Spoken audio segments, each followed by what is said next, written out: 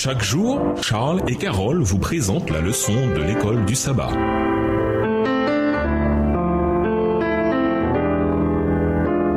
Bienvenue à votre émission Dieu nous parle. Voilà la leçon de jeudi, la loi comme promesse de Dieu. Lisons Romains 3, les versets 20 à 24. Paul est clair, on ne peut être sauvé en gardant les 10 commandements. Mais alors, quel doit être leur rôle dans nos vies? Romains 3, les versets 20 à 24. Car nul ne sera justifié devant lui par les œuvres de la loi, puisque c'est par la loi que vient la connaissance du péché. Mais maintenant, sans la loi, est manifestée la justice de Dieu, à laquelle rendent témoignage la loi et les prophètes. Justice de Dieu par la foi en Jésus-Christ pour tous ceux qui croient. Il n'y a point de distinction, car tous sont péchés et sont privés de la gloire de Dieu. Et ils sont gratuitement justifiés par sa grâce, par le moyen de la rédemption qui est en Jésus-Christ. En hébreu, le terme d'abarim employé par Moïse pour décrire les 10 commandements, Exode 34, verset 28, Deutéronome 4, verset 13, Deutéronome 10, verset 4, ne signifie pas littéralement commandement, mais parole. Cette parole, d'abar ou singulier, peut signifier promesse. C'est pourquoi dans de nombreux endroits, 1 Roi 8, 56, 2 Chroniques 1, verset 9, Néhémie 5, verset 12 et 13, Deutéronome 1, verset 11, Deutéronome 6, verset 3, Deutéronome 9, verset 28, Josué 9, verset 21, Josué 22, verset 4, Josué 23, verset 5, d'abord est traduit soit par un nom, soit par une forme verbale exprimant l'idée de promesse. Ellen White nous permet de mieux comprendre la fonction du décalogue. Les 10 commandements sont des promesses.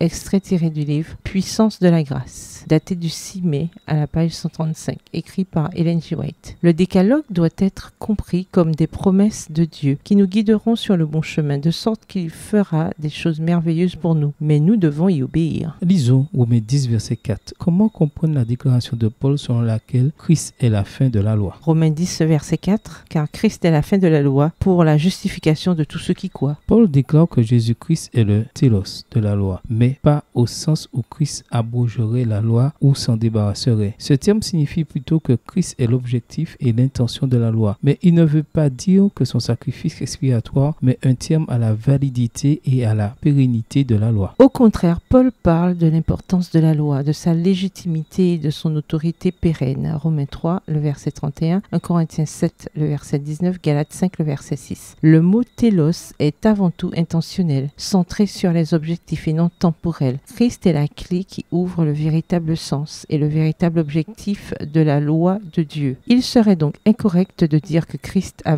annulé, invalidé ou abrogé la loi. Christ est l'objectif de la loi, celui qu'elle nous montre. En quoi la loi nous montre-t-elle Jésus? Que nous révèle-t-elle sur nous-mêmes et qui nous montre Jésus? Au revoir. Et à demain si Dieu veut. Dieu nous parle.